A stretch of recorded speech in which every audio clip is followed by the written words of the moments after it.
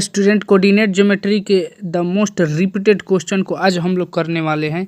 तो my dear student, without any delay आइए one by one इन सारे फार्मूलाज एंड थ्योरी को किया जाए। अगर इस वीडियो को आप शुरू से लेकर लास्ट तक देखते हो तो क्लास 10th हो या 9th कोऑर्डिनेट ज्योमेट्री का सारी फार्मूलाज एंड थ्योरीज एक जगह पर आपको मिलने वाले।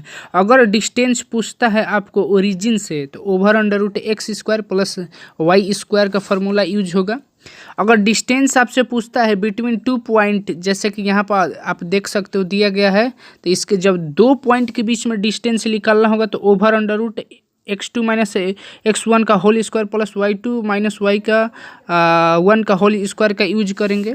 थर्ड देखते हैं, अगर ये थर्ड क्या है कि ये सेक्शन फार्मूला का है, ये जो कि रेशियो m एंड n दिया गया है। अगर यहाँ से जो p डिवाइड कर रहा है, p का जो कोऑर्डिनेट x एंड y है, तो अगर यहाँ से x में इसका वैल्यू निकालना होगा तो x is equal to m x two plus n x1 upon sum of आपका रेशियो होगा। ठीक है, अगर y का कोऑर्डिनेट यहाँ से निकालना होगा तो ये सेक्शन फार्मूला आपका है।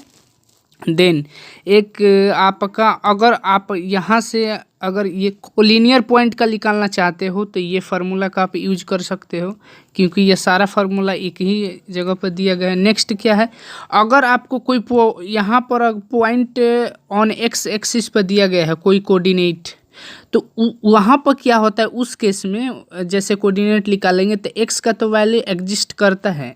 जब आपसे एक्स एक्सिस का पूछे तो एक्स का तो वैल्यू एग्जिस्ट करता है, एक्स का एक्स होगा, बट वाई का वहाँ पर 0 हो जाता है। बट अगर आपसे वाई एक्सिस पर कोऑर्डिनेट पूछता है तो वाई का 0 होगा और एक्स का 0 होगा एंड वाई का वैल्यू एग्जिस्ट करेगा। ओवरऑल एक्स कोऑर्डिनेट का पूछे तो एक्स का वैल्यू एग्जिस्ट करता है, वाई का वैल्यू 0 होगा।